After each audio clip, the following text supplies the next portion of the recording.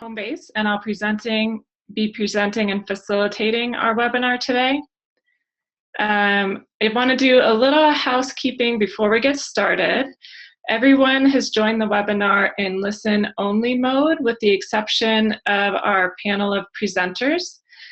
So if you have any questions during the presentation, go ahead and type them into the question box on the little control panel at the bottom of your Zoom screen. You can go ahead and send questions to the panelists option there in your Q&A box.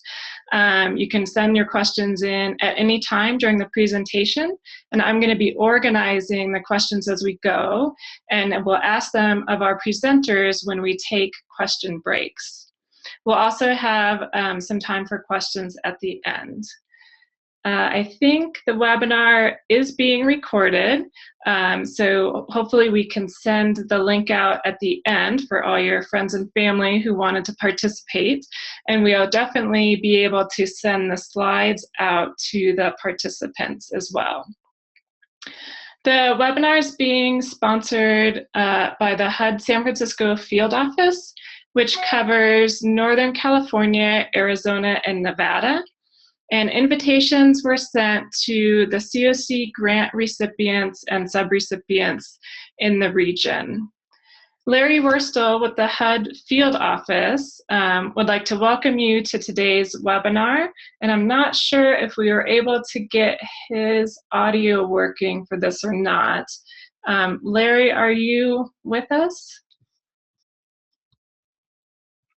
Okay, it seems like maybe not. So if Larry can join us later in the presentation, we'll take a minute to have him give a welcome from the HUD Field Office. Otherwise, we can just dive in. So Homebase is conducting the webinar today. We're a nonprofit organization based in San Francisco that focuses on assisting communities to implement responses to homelessness. Our work includes capacity building, strategic planning, and technical assistance. And we come to you today as a HUD technical assistance provider. The Homebase presenters on our webinar today are myself, I'm Piper Ellen. I'm joined by Matt Olson, who's a staff attorney with us, and Mary McGrail, who is a policy analyst with us. We also have presenters from some of the communities in the region, including Sarah Rios from Fresno and Megan Owens from San Francisco. They were lucky enough not to have their picture posted on this slide, but they are with us still anyway. So I want to take a minute to tell you how we got here today. As some of you may remember, we sent out a survey about a month ago to determine what the most popular topics would be for this webinar. Based on those results, we decided to focus on 4 areas. We're going to start with a short overview of coordinated entry. Then we'll move into access, system entry, and assessment. And then prioritization, matching, and referral. And we'll wrap up with some utilizing HMIS for coordinated entry. According to the survey we sent out, those were the topics that you wanted to hear most about.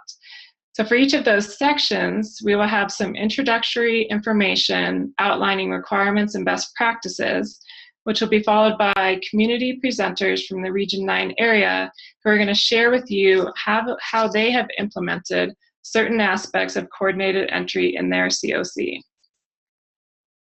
So we're going to start with a quick summary of the basics of coordinated entry. So the focus of coordinated entry, as we've all heard before, is to streamline access and referral, ensure fair and equal access, standardize the tools and practices that we use, incorporate a housing first approach, and prioritize those who are most in need of assistance. And why do we even care about coordinated entry? First of all, HUD says we need to do it. So there's that. That's important. But more importantly, it provides us with an opportunity to reorganize our homeless response system to be more efficient. And since we all know that there are never enough resources for all the people experiencing homelessness that we see, We need to take advantage of opportunities to become more efficient, and that really is the benefit of coordinated entry. Before the idea of coordinated entry, the homeless response systems across our country were ad hoc. Sometimes it seemed like a maze for clients to get the services that they needed. There was often inefficient use of resources and duplication of services. So hopefully the end result of coordinated entry is easier, faster access to housing and services, increased access to permanent housing, and maximizing resources by matching highest need clients with the most intensive resources. We've learned a lot over the last few years from communities who are implementing coordinated entry. So I'm going to give you a quick summary of some of the key elements of coordinated entry, and then we will go into more detail on each component. The individual components are system entry, assessment, prioritization, matching, referral, and placement. These steps in the process do not operate independently, and in fact, usually one step leads into the next. But sometimes it's easier to think about it in phases. So the first component, system entry, is when the client first enters the COC's homeless service system. This could be through an outreach worker, or calling 211 or some other sort of homeless hotline, or showing up at a service site. Next, we look at assessment, when a client's needs and vulnerability are assessed in a uniform manner within the COC.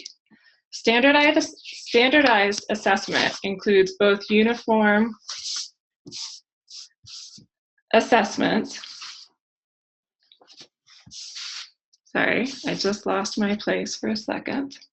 Standardized assessment includes both uniform assessment processes and tools.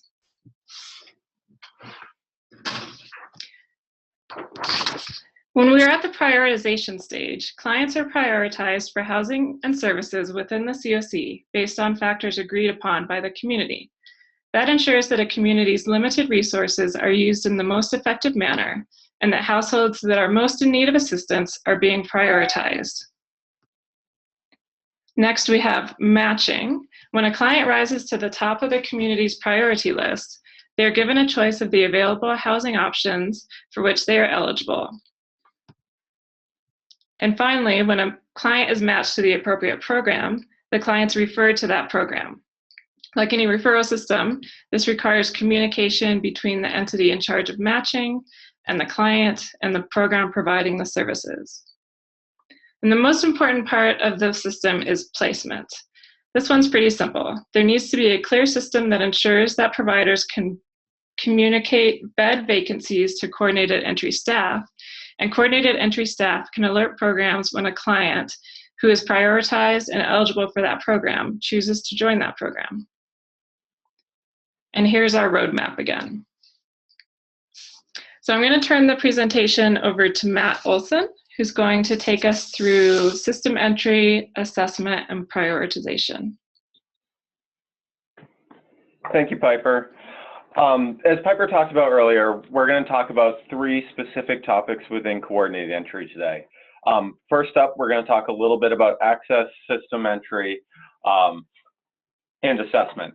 I'll discuss some of the issues that we frequently encounter in our work and provide some detail regarding implementation of best practices around these components. Then we'll hear a little bit from Sarah Rios, who's going to discuss Fresno's experience implementing coordinated entry, focusing on these components of the overall system.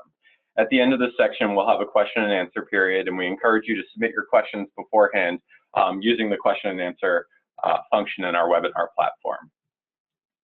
So for any coordinated entry system to be successful, it must have a robust process in place for clients to access and enter the overall homeless response system. This means the system should be designed in such a way as to successfully identify, conduct outreach to, and engage people who are currently experiencing homelessness in your community, as well as those who are at imminent risk of homelessness. As you go about designing, implementing, and then refining your coordinated entry system in your communities, you should be thinking constantly about what design will allow the greatest number of people to access your overall system in the most rapid manner possible. So as you begin thinking about access and system entry, it's useful to think about this in terms of 3 fundamental activities. So number one, your COC should maintain a robust communication and marketing network so that people experiencing homelessness know exactly when and where to go in order to gain access to the overall system. Two, you should design your system entry points in the way that makes the most sense for your communities. So in some communities, this may mean having physical locations that people can walk into to be assessed. In others, it may make more sense to simply have all the clients assessed in each of the emergency shelters. And in still others, it may make more sense to have a virtual or phone-based system. So then our third component here is however you design your coordinated entry system, it should never pose a barrier in and of itself to accessing emergency services such as shelter. So we're going to discuss each of these three components in a little more detail. So again, the first major component of your system entry design is the development of a robust communication and marketing strategy. So effective communication and marketing is essential for a couple of reasons. First, these strategies promote overall awareness of the system for clients. Without effective communication and marketing, people experiencing homelessness may not even know what resources are available to them in order to help them move out of homelessness. Second, these strategies set clear expectations for both your clients and for your providers. So on the one hand, the client can know from the beginning how the process works and what its purpose is, eliminating some of the frustration that often comes with maintaining multiple wait lists or intake processes. On the other hand, providers are then free to focus on serving clients and meeting their housing and service needs rather than spending their time trying to identify appropriate clients, determining their eligibility, conducting their own form of assessment, et cetera. And then last, effective communication and marketing provides the consumer themselves with the sort of system map that they can use to navigate the homeless response system. So it allows clients who may not be aware, who will now be aware of the types of housing and services that are available to them to know exactly when and where to go in order to begin the process of returning to permanent housing. So our second part here is about system entry points. And as I alluded to earlier, there are many ways that a system can structure its entry points. You can use a multi-location structure, a single location that people need to go to, a phone-based system, or any combination of those or other systems. So when designing your system entry process, it's most important for a COC to remember that no matter what the structure, the system should still serve all clients in the same manner, and that no client should be disadvantaged merely because of the location or the method that they chose in order to present for assessment, housing, and services. So this equal access requires the COC to make all system entry points easily identifiable and well advertised, while thinking about the following components, all of which are crucial to an effective system entry process, in which we'll discuss in turn in just a minute. So the first principle is the one I just discussed, namely providing clients with fair and equal access. The second component is ensuring that clients have the same access and assessment experience, no matter where they present, by establishing uniform assessment tools, assessment policies, and procedures. So lastly, you'll want to ensure that no matter the structure that's appropriate for your COC, that the system entry process or processes really cover the full geographic extent of your COC. So the first one that we're going to talk about in more detail is the fair and equal access component of that. So in order to ensure that all your clients have the opportunity for fair and equal access, you'll want to focus primarily on the structure of your entry points themselves and how you're marketing the coordinated entry system.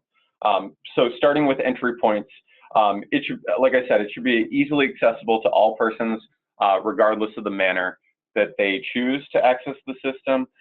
And this means that the structure must be adapted to fit the needs of all potential clients, or that there must be some form of accommodation to ensure that all are able to access the system. So for instance, if your entry points include one or more physical locations, those locations should be accessible to people who have disabilities, easily accessible by public transit. There should be a way to get there, or include another accessible option, such as a toll-free number or a 211 phone number. This ensures that a disability or an inability to travel doesn't prevent a person from accessing the coordinated entry system, and through that, the rest of your full spectrum of housing and services. Similarly, if you're reasonably sure that a relatively substantial number of people don't speak English, you may need to make accommodations for those persons so that they too are able to easily access the coordinated entry system.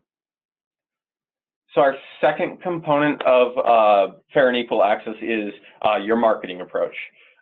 So fair and equal access requires that the system itself be well publicized so that clients are able to easily access the information they need in order to access coordinated entry. Communities may wish to implement a host of strategies to ensure that the system is broadly and effectively marketing, including direct outreach to people on the street or already at other service sites like emergency shelters or whatever, informational flyers left at service sites and other public locations, frequent announcements during COC or other meetings that are designed to ensure that all staff for all of your providers can direct clients where to go, as well as education for mainstream service providers such as the hospital system who frequently come into contact with our client population. So no matter how you've designed or marketed your coordinated entry system, it's absolutely vital that the client have the same experience regardless of when and how they seek assistance. So all coordinated entry locations and methods, including phone or in-person or online or however it's appropriate to do it in your community, should offer the same assessment approach and referral process using uniform decision-making processes. By establishing and following a standard process, you can ensure that all clients have an equal shot to receive assistance within the coordinated entry system, depending, of course, upon their level of need. It also means that the underlying processes should be the same regardless of location or mode. People presenting at a particular coordinated entry location should not be steered towards any particular program or provider simply because they presented at that particular location.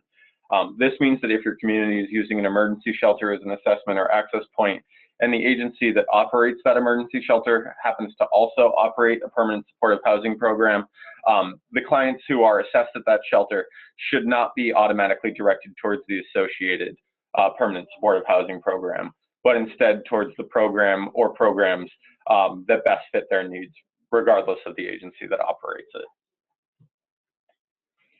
So to ensure that clients have the same experience,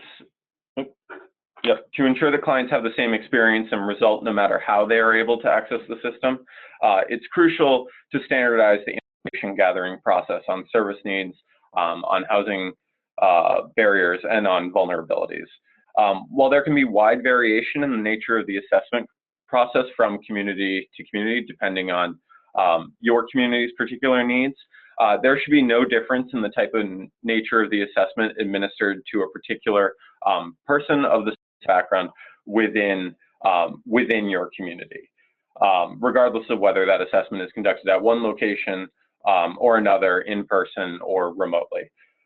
Again, people experiencing homelessness should not be steered to a particular program or provider merely because they presented at a particular location.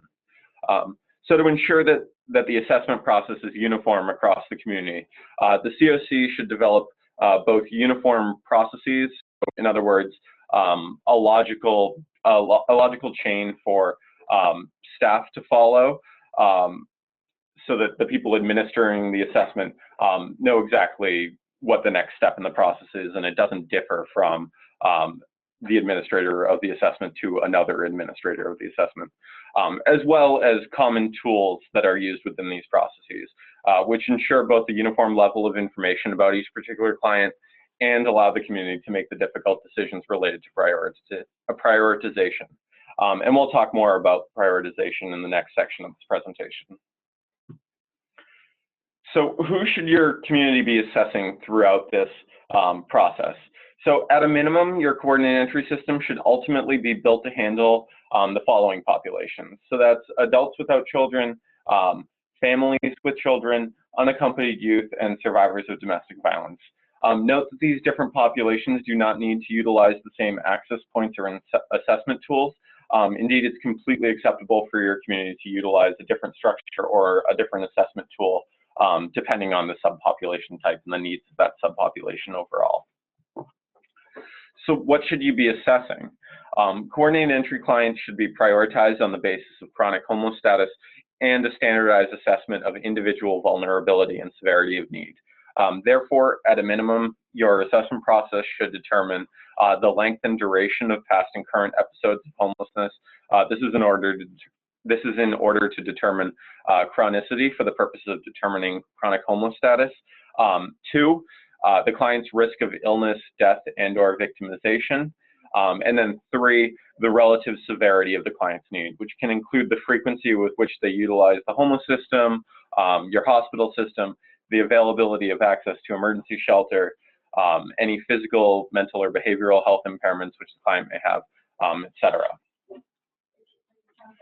So while there's much that our systems may wish to know about the clients that they serve, note that the focus of the coordinated entry assessment is not to obtain all possible information needed to serve a client. Instead, it should be designed to obtain only that information necessary for coordinated entry staff to identify appropriate housing and service programs and make the appropriate referral. The assessment then should be focused on obtaining information regarding 5 specific categories of information. First, the assessment should look at the client's risk of becoming homeless if they are not already. So this entails assessing various diversion opportunities and other places to which a client can safely go. Communities assessing for this risk can consider factors predictive of subsequent shelter stays for single adults. So one expert panel convened by HUD and NEH noted the following factors as particularly relevant to that. So being younger in age, receiving public assistance, having higher rental arrears, experiencing a verbal eviction threat, reintegrating into the community from some sort of institution like a hospital or a jail, applying for shelter within the past 3 months, and having a city record of previous shelter stay were all predictive of subsequent shelter stays. Next, the assessment should obtain information regarding the client's length of time homeless and their history of past episodes of homelessness. This will primarily help assessment and placement staff determine whether the client is chronically homeless as defined by HUD. Next, the assessment should obtain information regarding the client's vulnerability. This may include issues like domestic or other violence, health issues due to homelessness, serious medical risk, youth who are vulnerable to sexual exploitation and substance abuse, among other things. However, at least some members of that HUD-NEH panel that I mentioned earlier noted that the existing assessment tools may identify a population of need. For instance, the vulnerability index identifies those most likely to die, but it is not known whether permanent supportive housing services make the most difference among that particular population. The fourth factor which should be assessed is the severity of the client's need. This may include health or behavioral health impairments which require a significant level of support to maintain housing, frequent use of crisis or emergency services, and the extent to which clients, particularly youth and children, are unsheltered. Lastly, the assessment process should factor in the availability of your community's resources. So the assessment process may need to factor in a community's available resources, including those outside the homeless system, and clients' eligibility for them to be effective. So at some phase in the assessment process, the tool should include questions that reflect services available in the community. For the purposes of connecting people with available and often limited resources, the assessment should include questions related to eligibility for an intervention so that people are only referred to those interventions for which they're eligible. Given the level of information necessary to properly prioritize clients for services, it can necessarily be a time-consuming process. However, it's not necessary to meet all the goals of the overall assessment process in one sitting or with any one particular tool. Instead, the assessment process can be completed in phases using tools employed as a series of situational assessments, allowing the process to occur over time and only as necessary. So these can include some or all of the following. So screening for diversion or prevention, assessing a client's need for emergency shelter or other crisis services, identifying the availability of housing resources, as well as the client's resources and networks or tenancy barriers, evaluating the client's vulnerability, including the stuff that I mentioned earlier, in order to prioritize for intensive assistance, screening for program eligibility, and facilitation of connections to mainstream resources. While some of these phases may be accomplished using different tools, others can be combined and be accomplished using the same tool.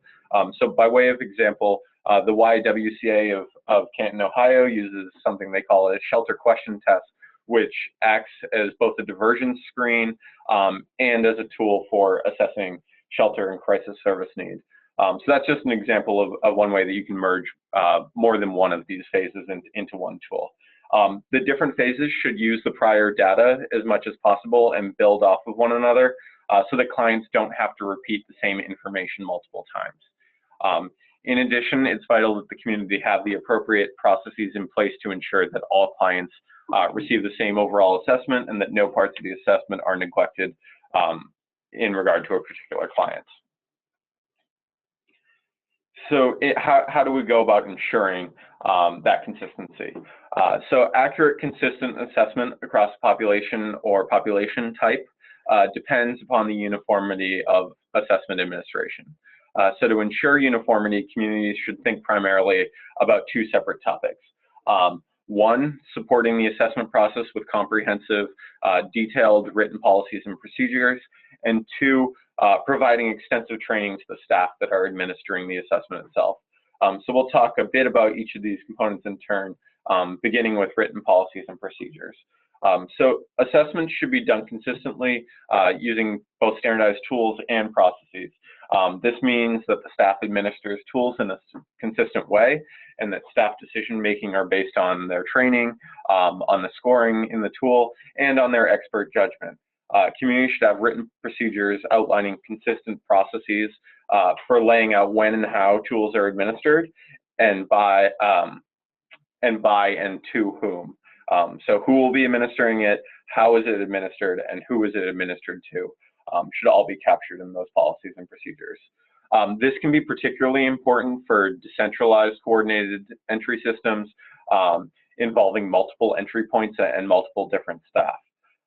Procedures also should include the types of data to enter into HMIS and when to go about entering that data. So then secondly, staff training. Staff should be trained both in administering the tools used and in interpreting the results. The staff training should help staff understand the overall purpose of the assessment process and part of the assessment and the part of the assessment in which they're involved. So for instance, if a person has any other safe housing options besides shelter, as well as the relevant tools they'll be using. So for example, Los Angeles County has a specific section focused on training tools on its coordinated intake website. It includes frequently asked questions about its assessment tool, the VI SPDAT, as well as training videos and presentations introducing its tool and on administering the VI SPDAT well. So that's an example of a robust coordinated entry training regime. So at the same time, while entry should be, must be administered consistently through a combination of policies, procedures, training, it also must take into account the housing and service preferences of the consumers themselves. As such, consumer choice should be integrated throughout all phases of the assessment. So first, the assessment tool should be administered and used in ways that take client preferences and choices into account. Assessment tools should capture information regarding client preferences and begin collecting the information that staff need to match clients that are appropriate both to the client's needs and to their preferences. So for instance, if a client struggles with sobriety and prefers to be in a sober living environment, then the coordinated entry staff should take this preference into account when identifying appropriate programs. Second, for clients to make informed decisions regarding their housing and service options, it may be necessary to provide them with some level of detail regarding the program types and service packages available to them. This means that intake staff may consider providing clients with information about how different programs function, about how long it will take to access each type of program, and how long the average client remains in that program for. Lastly, the results of the assessment scores, should be set up in such a way that no client is forced into a particular program type or set of services simply because their score indicates that the intervention is appropriate for the client. So if a client is adamantly opposed to entering a particular program, the coordinated entry system should take that into account and refer them to a different but still appropriate program. In order to guarantee fair and equal access to all clients, regardless of where they're located, the coordinated entry system should be designed to cover the entire geographic area of the COC. This can mean that street outreach programs cover all territory within the COC, that the COC utilizes a phone-based system that can be called from any location, or that physical entry points are spread throughout the extent of the COC and not just concentrated in one particular area. This is relatively simple and compact in urban COCs, but can pose somewhat greater challenges in larger or predominantly rural COCs. So where a COC covers an extensive geographic area, the COC does not need to have a single coordinated entry process or a single system entry process throughout the broad extent of the COC. This means that where a COC is centered around a single urban area with extensive rural areas surrounding it, but still within the borders of the COC, the community can implement a variety of solutions designed to cover the entire geographic area. So in the urban area, this could include street outreach or physical access points such as an emergency shelter or other location, which would then be complemented by another system, for instance, a phone-based structure that can be accessed by those living in more remote or rural locations. No matter how the client enters the system, however, they should be treated in the same manner.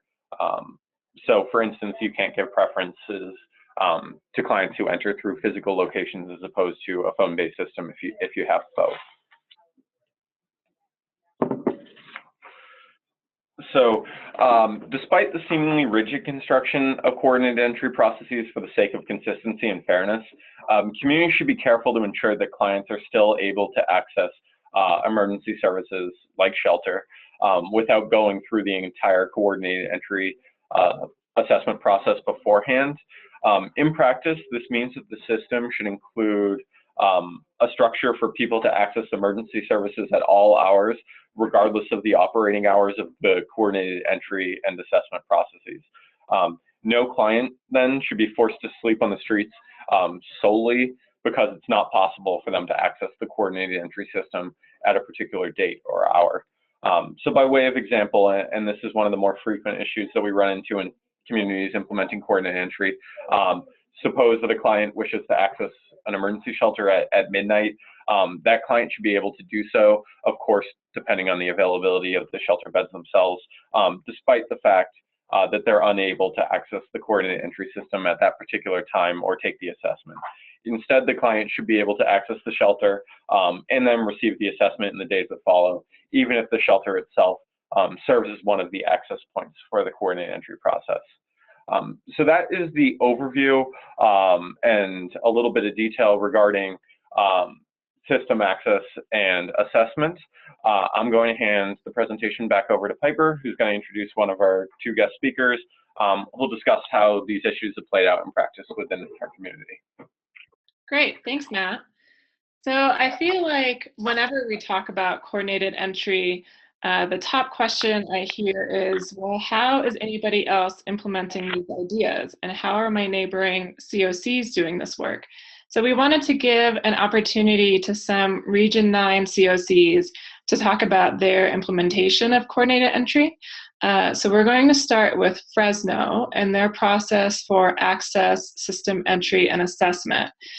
We have with us Sarah Rios, who's the community coordinator for West Care in Fresno, and hopefully we can hear her. Sarah, are you with us? I am. Can you hear me? I can. Go ahead. Okay. Woo! Okay. So what we do, I'm sorry, at our here in Fresno, we do have multiple access points to get connected with coordinated entry. All of our FMCOC, all agencies within our COC are access points. So if they are VI SPEDAT trained, and any individual that goes into any site can get connected. We also have a physical location, which is our map point, where individuals can come and get connected to coordinated entry. Now, if somebody doesn't want to, let's say, come to a site, we have our outreach team. We have two different outreach teams that go out and we'll connect them with coordinated entry, so they don't have to come to us. We will go to them. So I'll talk about just like kind of the breakdown of when it comes to map point versus our street outreach team. So our map point is a multi-agency access point. It's a collaborative of agencies that work together at a station site. So we're located on what's called our powerhouse agencies. So they offer a multitude of supportive services to the community. So we're there, and our goal is to connect homeless individuals, at-risk individuals with services, whether it be, linking to emergency shelter, medical, mental health, substance, and then ultimately the connection we would want to make them to, connect them to is permanent housing. From there, when an individual does the VI SPDAT, we would connect them with the navigator or directly to a housing program like our ESG, or if the direction is to self-resolve, then we would assist them with that.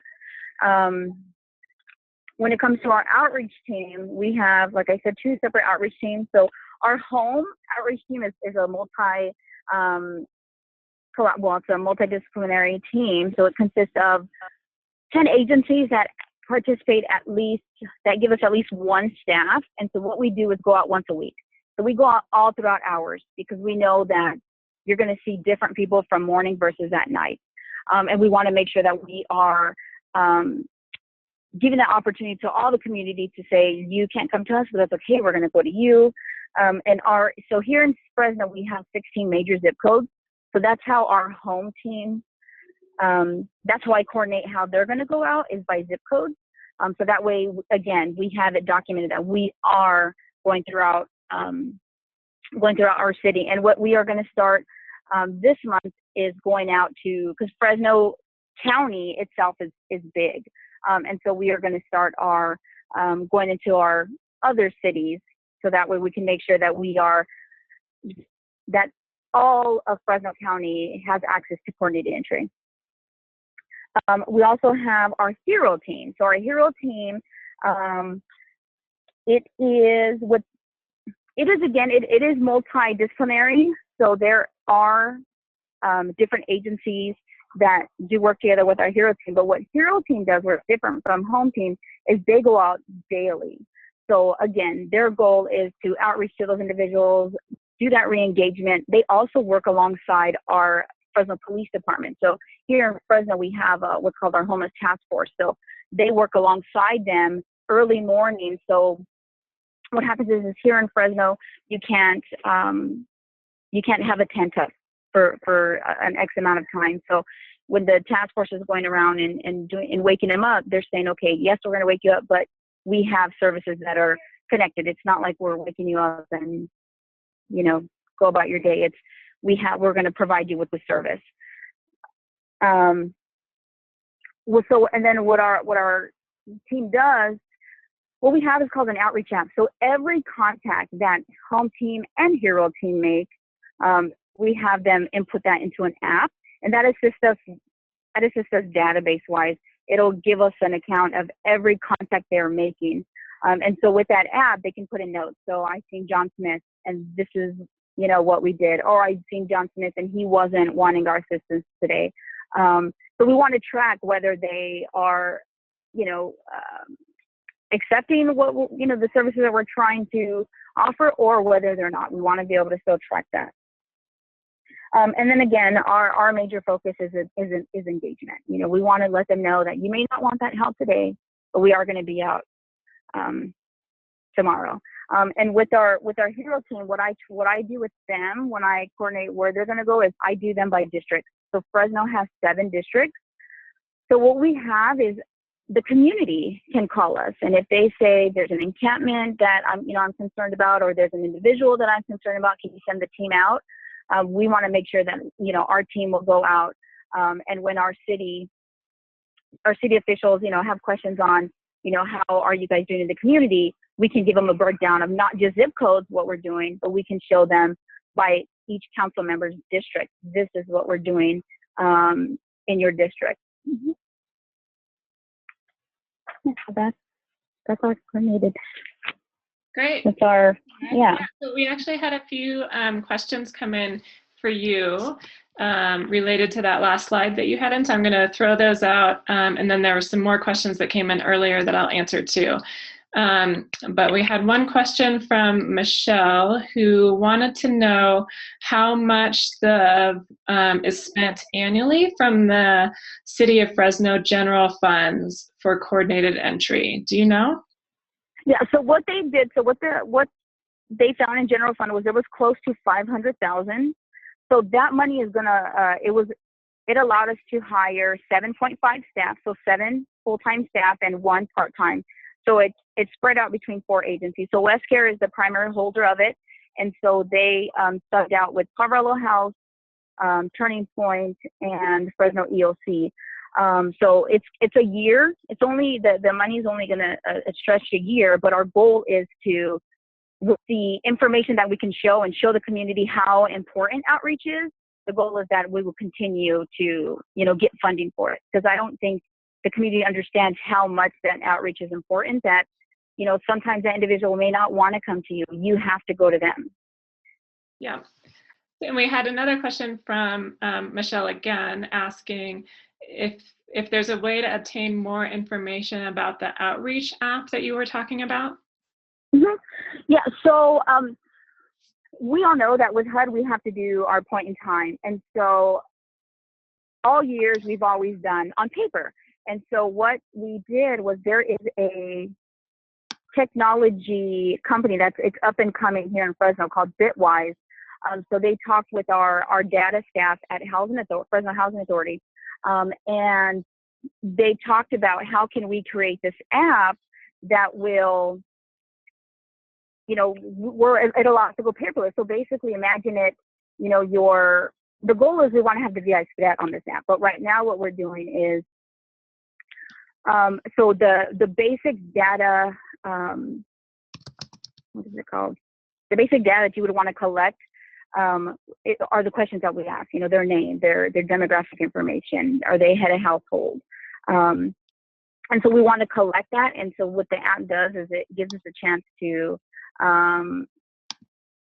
get all that information, because the alternative is if they're doing it on paper, then we would have to manually do it. But what that app allows us to enter it, and then we can see the report from there. We can see the spreadsheet from there. Perfect. Thank you. Okay, I think, Sarah, those are the ones that were directed to you for that last slide. There were a few other questions that I'm going to try to cover here, and then we're going to continue the presentation. There were a lot of questions that came in about us sending out the slides after this presentation, and yes, we will definitely send the slides out after the presentation, so you don't have to be furiously taking notes. We are also recording the presentation, and we'll try to get that out to folks after this too. I had one question come in. Matt, can you address the question that came in about phone-based screening? Is that the one you? Yep, certainly. So we had a question, how are communities that are doing phone-based screening dealing with privacy issues, so collecting client consent related to data sharing? Do they just not use HMIS for coordinated entry? And so what I would say is that sort of depends on how you deal with consent generally, and also how your system is structured to collect information in order to perform coordinated entry. So there are a couple different things I've seen related to that. Number one, some communities, including one I know of in Georgia, do verbal consent over the phone and then record the call. Another one that I know of pre-screens a very limited set of information that's live scored, meaning that the responses aren't stored or shared, and based on that score, a referral is made for a deeper assessment. And then the third one that I know of is others basically treat it as an entirely distinct system, get consent to save whatever is said on the call, like you get on an automated message when you call a health insurance provider, and then go and get consent, written consent, once they get to the point when they need to be entered into HMIS. So I hope that's helpful, but that's what I would say related to privacy issues and phone-based screening. Great, thanks. So we have a few more questions that actually might tie into our next set of slides as well. So I'm going to put on hold the other few questions that we've had, and we'll address them at the end of the next section, which is prioritizing, matching, and referral. And Mary McGrail from Homebase is going to take us through this section. Great, thank you. So Piper said we're going to talk a little bit about prioritization, matching, and referral, and there's a little bit of diversion and prevention mixed in there too. So how does prioritization fit into coordinated entry?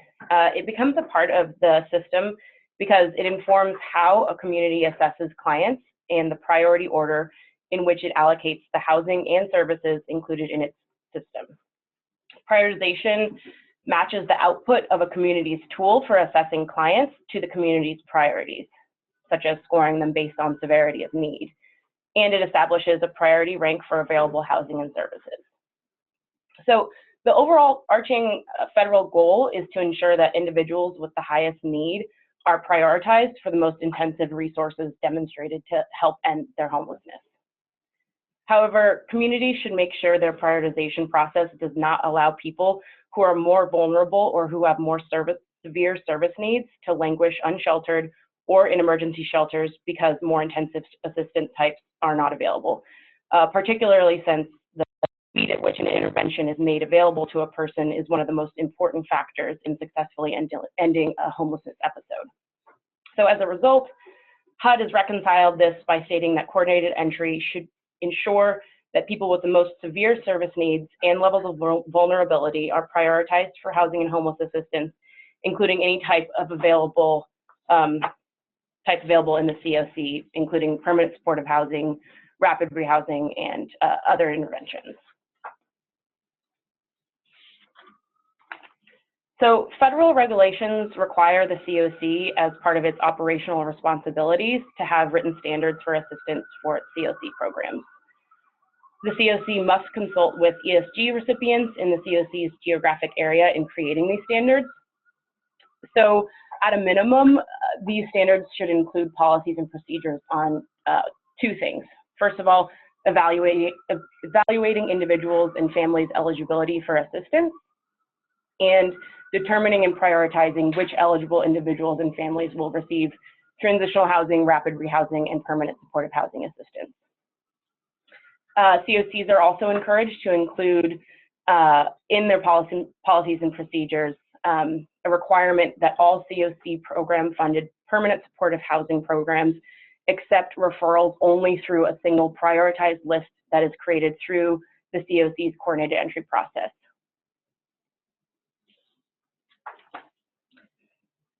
So as many of you likely know, in July of this year, HUD released a new notice regarding prioritization of chronically homeless persons in COC-funded permanent supportive housing beds. COCs are strongly encouraged to adopt and incorporate the recommendations in this notice in their written standards and coordinated entry processes. So the notice establishes two things. First, an updated priority order for permanent supportive housing that is dedicated or prioritized for people experiencing chronic homelessness. And then two, a recommended order of priority for permanent supportive housing beds that are not dedicated to or prioritized for chronic homeless individuals.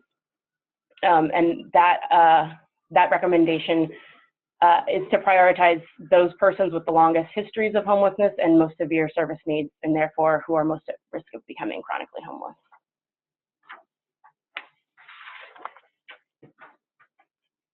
So prioritization for COC-funded permanent supportive housing beds dedicated or prioritized for persons experiencing chronic homelessness is to be decided by the COC and based on length of time homeless and the severity of the service needs.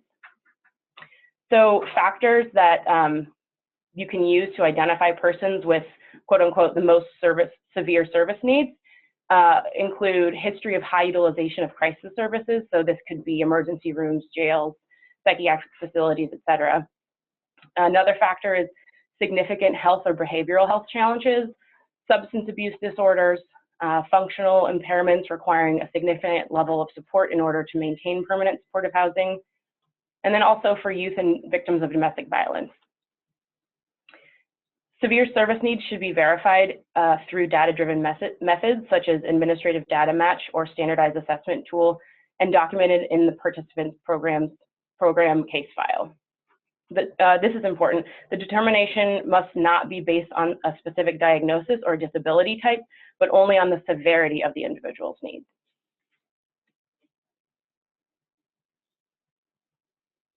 So now if we're going to talk about those beds that are not dedicated or prioritized for chronic homeless. HUD has listed out four ways to go about this, and the first priority is individuals or families with a disability who have experienced fewer than 4 occasions where they have been residing in a place not meant for human habitation, safe haven, or emergency shelter, but where the cumulative time homeless is at least 12 months and has been identified as having a severe service need. The second priority is an individual or family with a disability residing in a place not meant for human habitation, safe haven, or emergency shelter who has been identified as having a severe service need. So what's significant here is there's no minimum, but HUD still encourages you to consider the length of time homeless. The third priority is an individual or family with a disability residing in a place not meant for human habitation, safe haven, or emergency shelter without identified service needs. Again, there's no minimum time homeless, but you should be considering the length of time homeless. And finally, the fourth priority is individual or family with a disability residing in transitional housing and A, previously lived in that place not meant for human habitation, safe haven, or emergency shelter, or B, was fleeing domestic violence, or something similar to that prior to entering the transitional housing project. So a couple more things to think about in regards to prioritization. When it comes to locating clients of the highest priority, COCs are really only expected to exercise due diligence in locating these clients, and they should document the efforts that they've taken to locate these people that would be considered the highest priority. And there's no specific time frame set out for holding a bed vacant. And another thing to consider is people who are prioritized for one type of assistance can use another type of assistance if the first intervention is unavailable.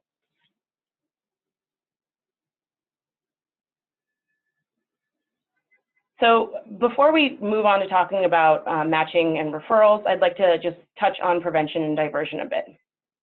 So diversion is a strategy that prevents homelessness for people seeking shelter by helping them identify alternative housing arrangements and, if necessary, connecting them with services and financial assistance to help them return to permanent housing. Diversion programs can reduce the number of families becoming homeless, the demand for shelter beds, and the size of program wait lists.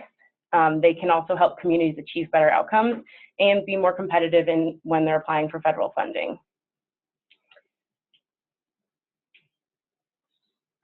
So the diversion process can vary from COC to COC, but there are a few key components. One being screening tool and process, 2 being cooperation from mainstream services and other providers, and then 3, flexible funding. So the goal of screening is to quickly determine diversion eligibility. We've heard that Chicago uses a brief assessment that asks households about where they stayed the night before, circumstances for their departure, including safety and whether they could return to that location with services. They conduct this diversion assessment with anyone seeking assistance due to a housing crisis. So the next piece, cooperation from mainstream services and other providers. Diverted individuals likely need access to mainstream supports. Mainstream and other providers should refer potential diversion eligible clients to be assessed. And finally, flexible funding. Successful diversions may require providing financial assistance to get consumers back into their former housing and enable them to stay a bit longer in a doubled up situation while they look for permanent housing, or maybe to unify them with family members, or to help them move quickly into a new housing unit. So we've got a couple community practices related to prevention and diversion here. The first is motivational interviewing, which is a collaborative, person-centered form of guiding to elicit and strengthen motivation for change. This type of interviewing focuses on exploring and resolving ambivalence and centers on motivational processes within the individual that facilitate change. And so we know of a few communities, Snohomish County in Washington, Pierce County in Washington, and Portland in Oregon, who have integrated motivational interviewing into their prevention and diversion processes. Another practice is case conferencing. And this is when a group is created as a forum for enhancing data and information sharing, planning, and using information to shape actions. A lot of these case conferencing groups meet regularly to discuss and create action plans for a client on the community's prioritization list. They review current available housing options for that household, and then they can follow up with that household if they have not yet been housed. A few examples of successful communities integrating this into their prevention and diversion aspect of their coordinated entry is Richmond, Virginia, Washington, D.C., Dayton and Montgomery County, Ohio, and Salt Lake County, Utah. So now we're going to talk a little bit about matching. Once you've got your list, your prioritized list ready to go, the next step is matching those folks who are at the top of the list with appropriate programs. So one major piece of matching is consumer choice. So the highest priority clients, those with the longest length of time homeless and most severe service needs, should be given a choice of available housing options for which they're eligible, appear to meet their needs, and complies with evidence-based practices to the extent that they're available. When we talk about choice, we mean location, choice in type of housing, choice in level of services, that kind of thing. And when you think about consumer choice, you have to remember that adjustments may be necessary. So your system may need to be adjusted. For example, if a community has enough permanent supportive housing to serve 10 new households per month, but there are 30 households that are assessed as needing permanent supportive housing in that month, you're going to have to adjust it because there's just not enough. So in this scenario, approximately 10 households should be prioritized for permanent supportive housing monthly, with the other 20 prioritized for other available resources in the community, such as rapid rehousing or transitional housing. And so although permanent supportive housing is almost always the most effective resource for people with high levels of vulnerability and service needs, the lack of available permanent supportive housing should not result in people languishing in shelters or on the street without further assistance. And that's something that you'll hear over and over again, and that we really want to ingrain into everyone's mind, is just because there isn't a permanent supportive housing bed available for someone with a high service need does not mean that they should stay out on the street until a bed opens up.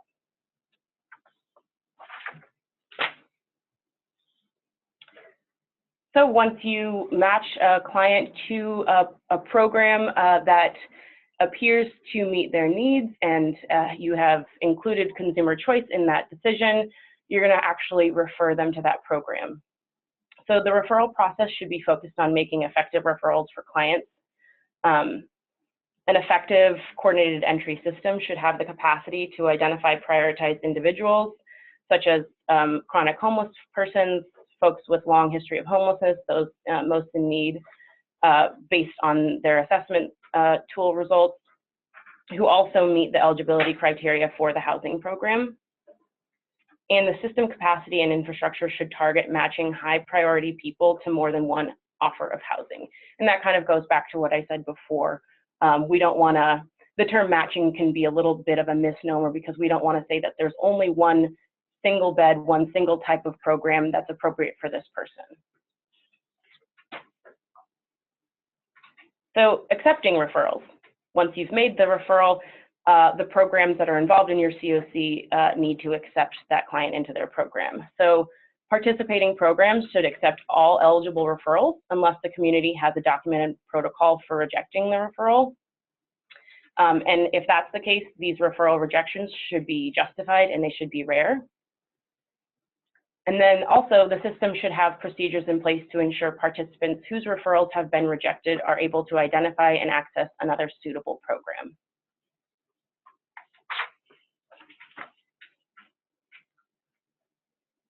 So the referral process should be built into the community's written standards, addressing the eligibility for all interventions and the fact that effective coordinated intake is a low barrier and housing first oriented process. Providers must commit to maintaining updated eligibility criteria for coordinated intake staff to do appropriate referrals, but also should be minimizing or eliminating screening barriers and eligibility criteria not tied to funder requirements. So a lot of programs might be COC funded, but it might also be getting funds from another program, and we're aware that along with money comes some criteria related to eligibility that these programs are tied to. So we're aware of that, but for those eligibility requirements, it should be as low barrier as possible. So we've got a couple community practice examples for matching and referral up here. These are three kind of innovative best practices that communities are implementing during this matching and referral process. So one is getting document ready. This is so that when a bed is available, the client can move in immediately. And we know about a few communities that are doing this well: Los Angeles County in California, Snohomish County, and Pierce County. Another good practice is what we call bridge housing, and they're implementing that in Chicago and Los Angeles.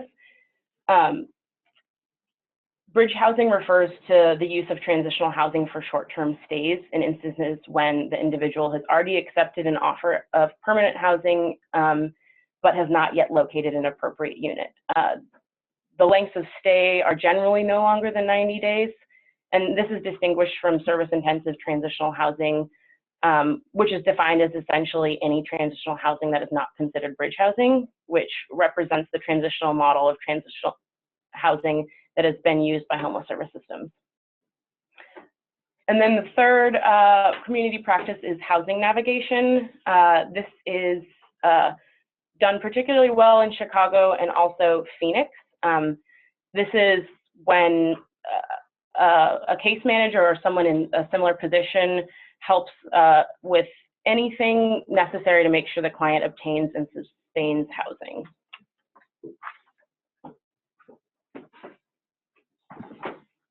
Okay, thanks, Mary. So again, with the hope of putting some local color onto the issues that we've presented, we are going to hear from another community, this time San Francisco, and their experience with prioritization, matching, and referrals. And Megan Owens is with us, as she is the Coordinated Entry System Manager with the City and County of San Francisco Department of Homelessness and Supportive Housing. So Megan, I'll turn the mic over to you. Good morning, everyone. I'm sure I'm not the only person on today's call that is part of a system that is very much evolving. So you'll hear me say throughout my chat today about what we're doing now, what we're going to start changing right away, and what we see as our long-term goals.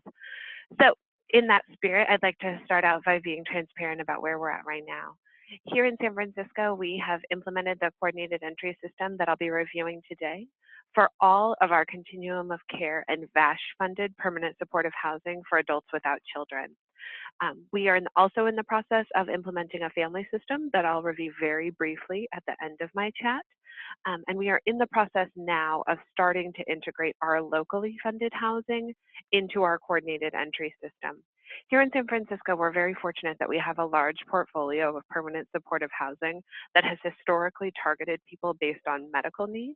So that system has targeted people who use the hospital frequently, use psychiatric emergency services frequently, et cetera. And so we launched our coordinated entry initiative trying to get at the unmet need in our community. And after a very extensive community planning process, we determined that the unmet need in our community was for all chronically homeless veterans and for long-term homeless adults. I apologize, I'm not sure how to advance this slide. Thank you. So here in San Francisco, we have two processes for prioritizing people. And so the first distinction that we make is whether or not someone who is an adult without children served in the US military. On the left, you see that we have a delineation based on priority groups for households who did not serve in the US military. And on the right, you'll see that we put all of our chronically homeless veterans together in the same prioritization process. I'm having a little bit of trouble online, so I'll just talk a little bit about how we prioritize the single adult non-veterans. Single adult non-veterans in our community are prioritized based on their length of homelessness.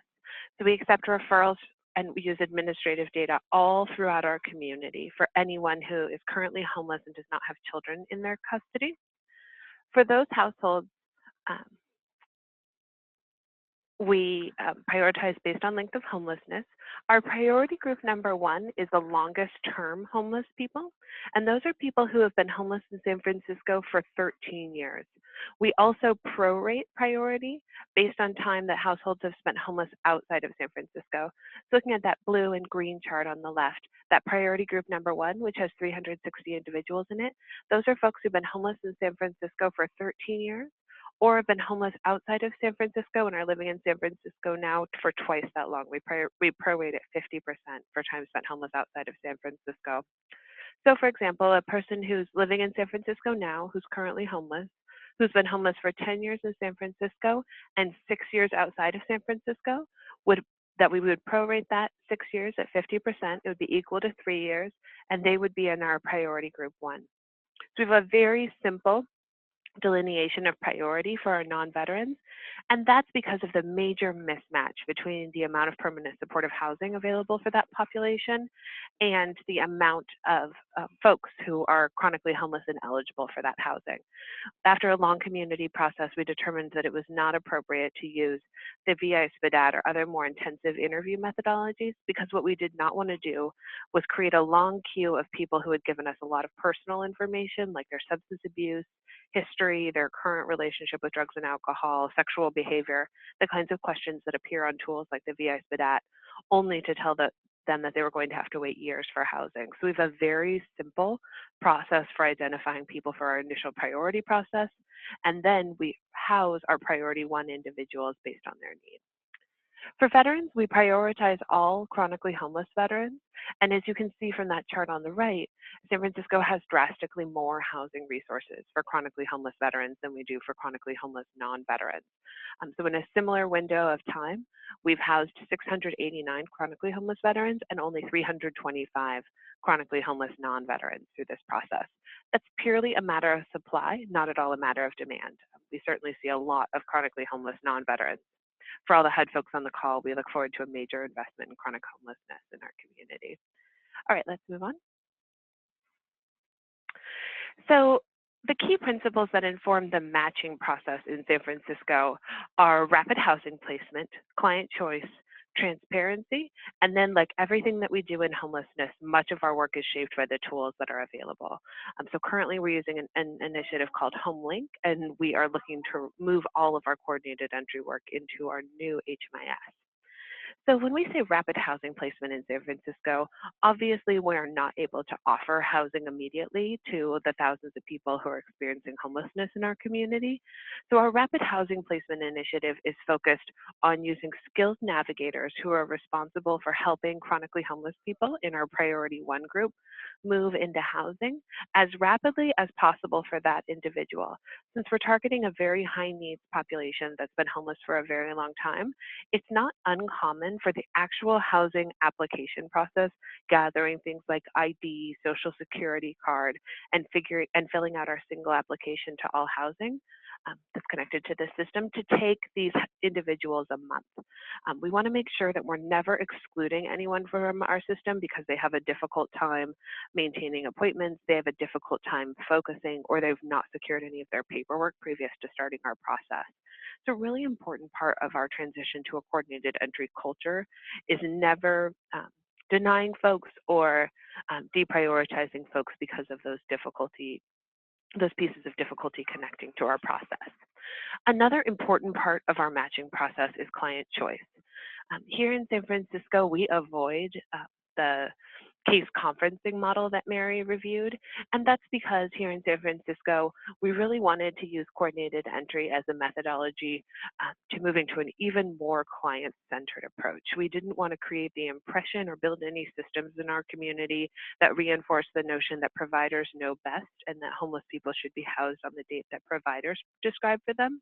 We wanted to leave all of the prioritization totally up to our transparent process and then leave the choice of where folks are going to live totally up to the clients. So the way that our system works is when a person who is in our priority 1 group or a chronically homeless veteran is documents ready, which is when they've completed all of the basic paperwork that's needed, like turned in an ID so we know who they are, completed our single application for all permanent supportive housing. On that date, that household is offered the next available housing unit. So they may be offered a housing unit in an SRO in our Tenderloin Skid Row neighborhood.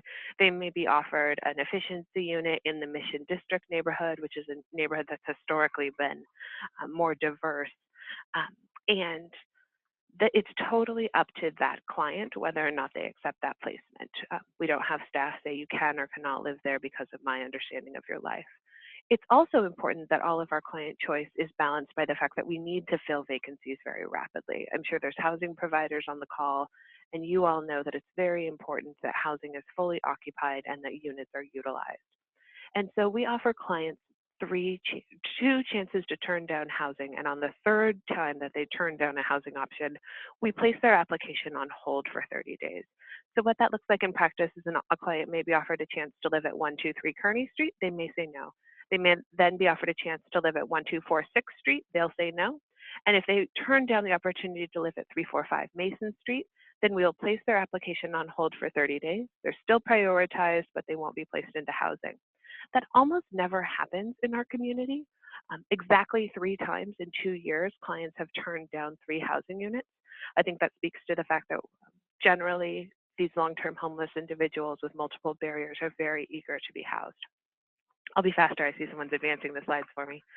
Transparency is a really key part of our initiative. So all of our prioritization criteria, all of our rules for matching, and some frequently asked questions that we think are in more sort of provider, outreach worker, client-friendly language are posted on our website or available on demand when anyone has a question. It's really exciting to have all of this written in a clear way so that folks can understand how the system works. And then, like all of you, much of our work in terms of the logistics of matching is framed by what kind of tools we have available in order to communicate citywide. Currently, San Francisco is using a tool called HomeLink. The HomeLink tool was built by a company called Palantir. They're located here in California and donated to a nationwide technical assistance nonprofit called Community Solutions. Community Solutions and Palantir will be ending that system, and San Francisco has already solicited a new data system. We've solicited that data system as a coordinated entry system because we'll be combining lots of functions in addition to sort of basic HMIS systems. But that new coordinated entry system will definitely be our HMIS, and we look forward to moving our matching function into that system. We do not recommend using a system outside of HMIS to launch your tool. Unfortunately, we were working with a very limited HMIS vendor when we started this work, and we were not able to start this work in our HMIS. All right, let's move on and talk about the next phase. So referrals. Here in San Francisco, it's important to be very clear what we mean when we say referral.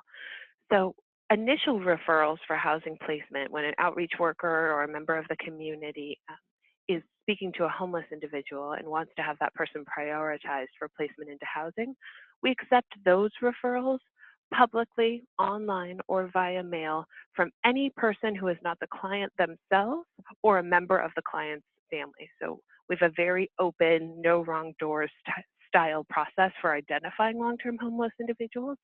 And we also use administrative data from our shelter reservation system to find folks who've been homeless for a long time.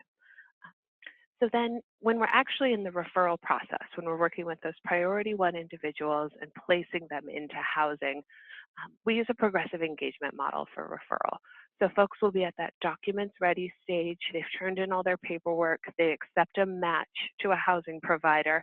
And we find that sometimes this population has a really difficult time actually attending the move-in date, getting together even a very small move-in check, like maybe they'll owe $30 for security deposit and first month's rent, but it's still hard for them to get that together.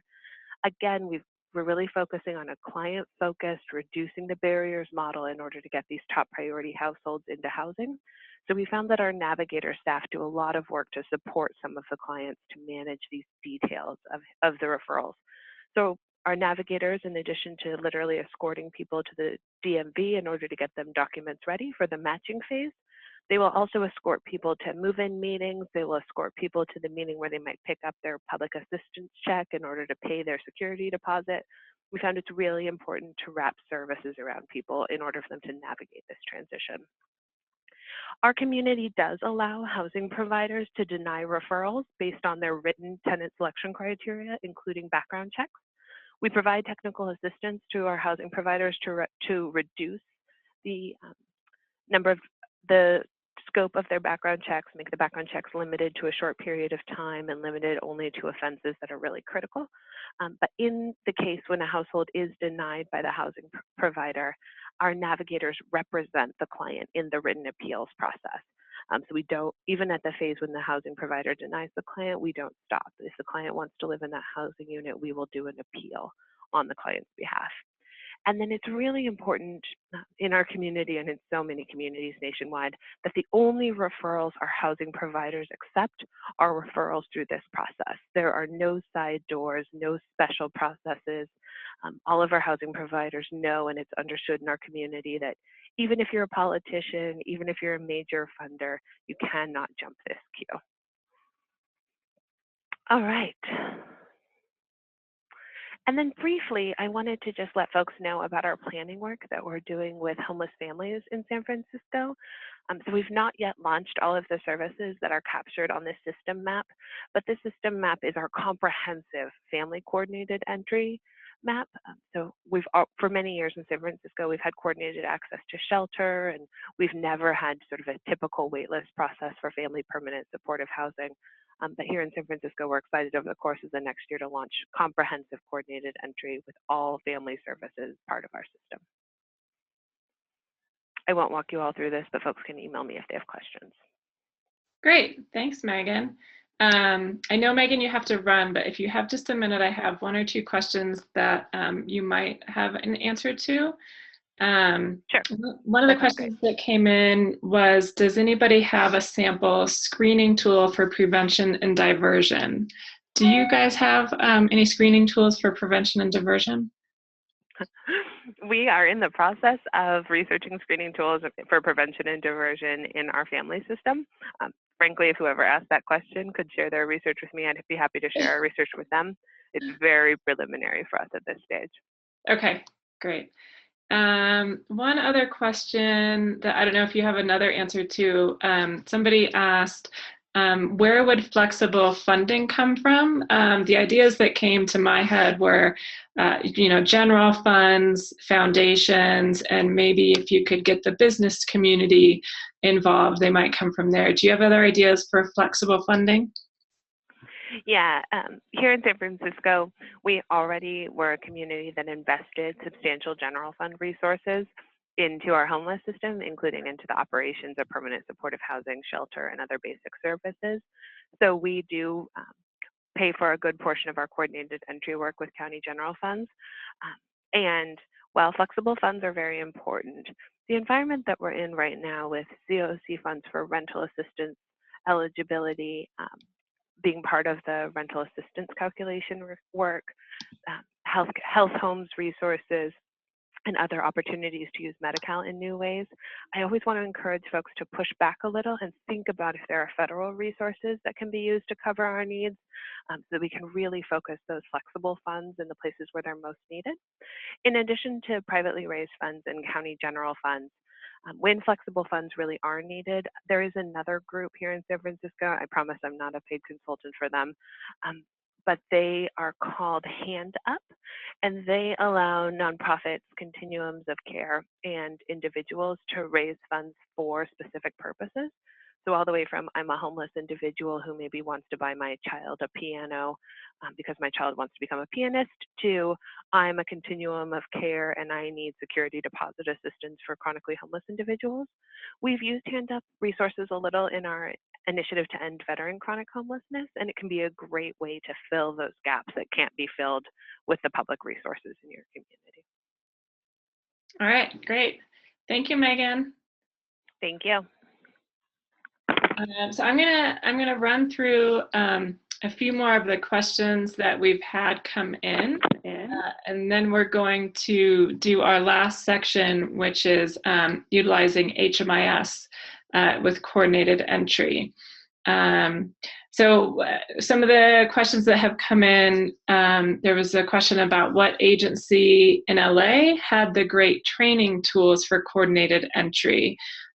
So we are going to research that. We're not sure exactly, we can't remember, but we'll look into that and get back to you on that. And then somebody asked,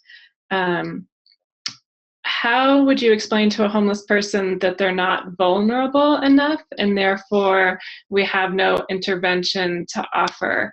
I think that that's not a direct question rather than just a question for all of us to ponder, but some of my thoughts around that would be, I think it's the same thing that we faced before we had the idea for coordinated entry, which was that we just don't have enough resources right now for everybody, unfortunately. So I think it's the same idea, how of denying people because there are long wait lists, or denying them because there are no interventions, and not necessarily denying, but putting on a wait list that might last much longer than anybody can wait for the resources that are available. Another question was, are ESG funds available to fund coordinated entry? That was brought up on one of the Fresno slides. So the ESG funds can't be used to establish and operate a coordinated assessment system, but ESG funds can be used for the cost of using the centralized or coordinated entry system. And if you have more specific questions about that, I would encourage you to submit questions to the HUD Ask a Question, because they can give you very detailed responses regarding whatever particulars you're trying to fund with ESG funds. All right, so we have one more question related to HMIS. So I'm going to ask Matt to walk us through our last section related to HMIS, and then we can get to the last few questions that we've had come in. Great, thank you, Piper. So during our last 10 or 15 minutes, we're going to talk about the reasons why you may want to consider using HMIS for coordinated entry in your community, as well as the considerations that you should take into account as you go about incorporating this system into your coordinated entry process. And I know we're running a little short on time, so it's going to be on the brief side, but again, you'll have access to the presentation as well as the recording after we're done here today.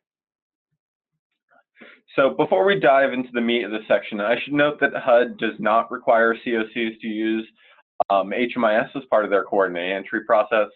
However, many communities recognize the benefit of using this option and have begun incorporating HMIS into their coordinated entry system. HUD is encouraging communities to consider using it, but recognizes that there are other systems that might be better, or more importantly, more quickly able to meet your community's coordinated entry needs at this time, which is acceptable so long as your community's coordinated entry meets the other HUD requirements that you've heard about both today and before. So there are many reasons to consider incorporating HMIS into your coordinated entry process. First and foremost is that HMIS is likely the largest single database of information regarding your community's homeless population that you have at your fingertips. High quality, accessible data is necessary both to accurately measure program performance, system outcomes, and to determine client need. It can be used to support greater coordination of housing resources, improve the operation of available programs and services, improve client access to these services, reduce inefficiencies and duplication of services across programs, ensure that consumers receive the appropriate amount and type of services in order to meet their needs and preferences, develop arguments and advocacy tools to advance helpful policies and legislation, understand the fundamental nature of homelessness within your community, and evaluate the performance both of your programs and of your overall system.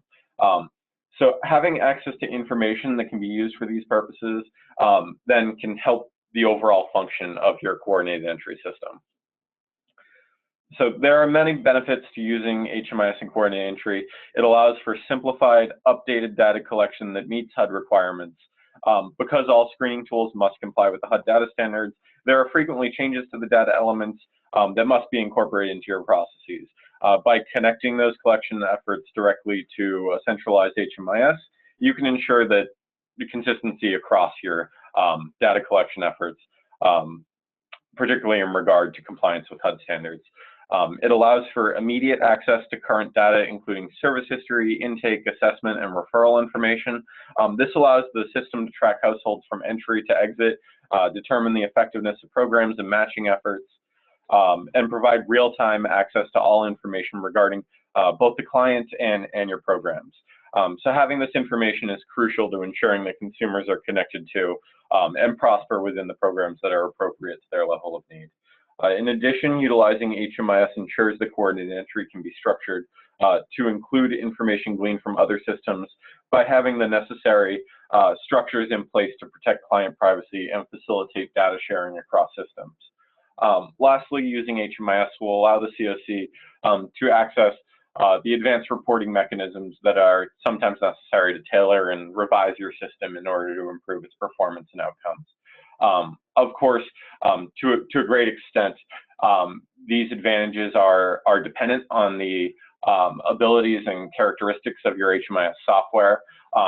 If you would like more information regarding how your particular HMIS can be used to facilitate the coordinated entry process, we recommend that you consult directly with your HMIS lead and your HMIS vendor. So what about other tools though? If you don't want to use or cannot use HMIS as part of your coordinated entry process, can you use a module outside of HMIS? The answer is yes. COCs may use a module outside of HMIS to collect assessment data as part of their coordinated entry process. However, it's important to note that data collected for assessment, which could be as simple as scores from assessment tools or something more complex, is not necessarily the same as data collected for HMIS. To the extent that the data overlaps, and if your COC plans to import the data into HMIS at any point, your COC must ensure that the module meets all of HUD's HMIS data and technical standards. So in other words, that the data collected complies with the HMIS data standards, with HUD security policies, and meets any other requirements. How about COCs that use closed HMIS systems where information can only be seen by the providers that entered the data into HMIS? Can those COCs still use their HMIS in their coordinated entry process? The answer to this depends on a couple of things. HUD recognizes that many HMIS implementations are structured in a closed manner and do not share data across providers. While it's possible to use a closed system, closed HMIS as a tool in your coordinated entry process, its functionality will vary by the system. Again, if you'd like to know more about that, it's going to depend on your HMIS software, and you should work with your HMIS lead and HMIS vendor to determine if using your closed HMIS for the coordinated entry process is possible in your community. So how about victim services providers? How can they use HMIS to facilitate coordinated entry? As you know, victim service providers are prohibited from entering personally identifiable information into HMIS. However, HUD encourages COCs to work with their victim service providers to establish either a process for their participation in the COC's coordinated entry system or to establish their own coordinated entry system outside of HMIS. Note that coordinated entry should provide access to all available housing and services, regardless of whether the individual or family presents for intake at a victim-specific access point or at another mainstream homeless service access point. So HUD doesn't currently require reports for coordinated entry. However, they're working on guidance specific to coordinated entry in HMIS for both project setup and reporting, which it will issue in the near future. Communities, in the meantime, communities should ensure that their HMIS, particularly if they're using it for coordinated entry, is programmed to the current data standards. And I know we had a question about funding earlier, so we have something here about that. HMIS funds in the COC and ESG programs may be used to pay for coordinated entry, but only to the extent that the coordinated entry is integrated into the COC's HMIS. HMIS leads may use funds to pay to customize or enhance the COC's HMIS to integrate coordinated entry. Additionally, all recipients and subrecipients contributing data to the HMIS may use funds to pay for entering data into an HMIS that is also used for coordinated entry. So that is my very brief overview of utilizing HMIS for coordinated entry. Piper, have we received any questions on that? Yep, there was a few that I've been answering as we go, but there was one from earlier in the presentation. How should we handle people who don't want to be in HMIS and or don't want to share their information? Okay, so for that, that's most data elements will include a client doesn't know or client refused response category. They're considered valid responses. Of course, you want to minimize those to the extent possible. In the meantime, for how can you go about it, I would suggest really approaching the clients with a mindset of this is why it is useful both for you and for us to collect this information and hope that you can get them on board. If it really proves not possible, then you have to go with either the doesn't know or refused response. Okay. Let's see. There's one more question not directly connected to HMIS, and it looks actually like maybe it's a question and then an answer, which is nice. So I'll go ahead and just repeat it. But somebody asked, how does prioritization work for people who score lower on the VI SPDAT, like a 4, but meet the chronic homeless definition? The score identifying need doesn't align, doesn't align with permanent supportive housing. Our community encourages the use of the full SPDAT for better assessment on these individuals, and we have case conferencing to delve more into each person's situation. That sounds to me like a pretty good answer. Matt, do you have anything to add to a scenario like that? No, not particularly. I would say that I think you're going to need to look at the circumstances of the client's case. I think that's probably the best answer that I can give there. That's a relatively unusual situation just because of how the VI SPDAT is structured, but it does happen occasionally. Yeah. Another question just popped up.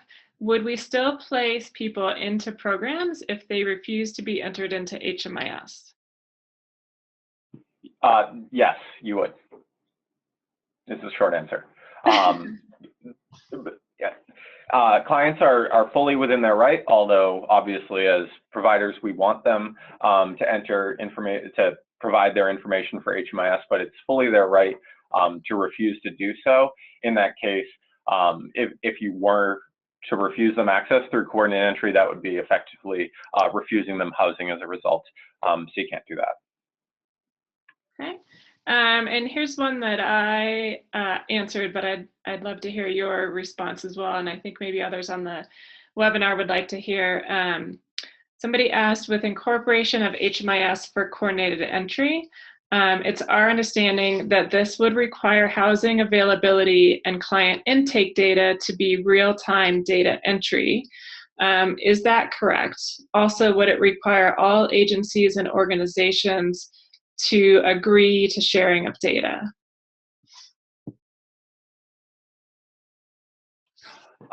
So in terms of real time, it may be easier to literally enter the responses right into the computer. You don't have to do it that immediately, but you would have to establish a standard policy around the, in order to ensure data quality, a standard policy around the time between collection of the data and entrance into HMIS. And I'm sorry, what was the second part of that question? Would you need all agencies to agree to sharing of data?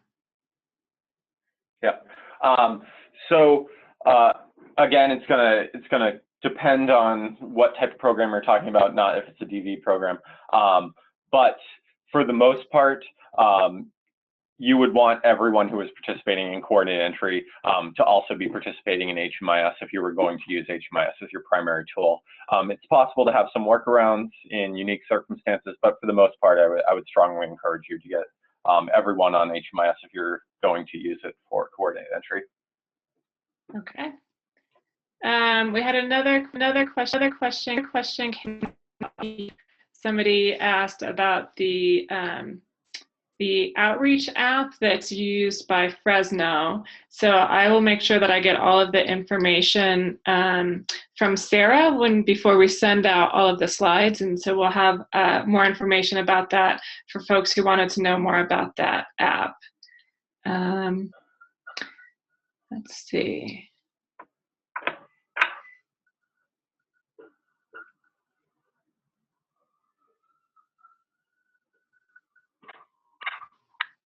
I realize that we are over time, but I just wanted to make sure that we've touched on all the questions. And Matt, if you could look at some, there's a question or two that just came in after you responded to the last question. I don't know if you can see those. Yep, so there's one about this. There's an echo.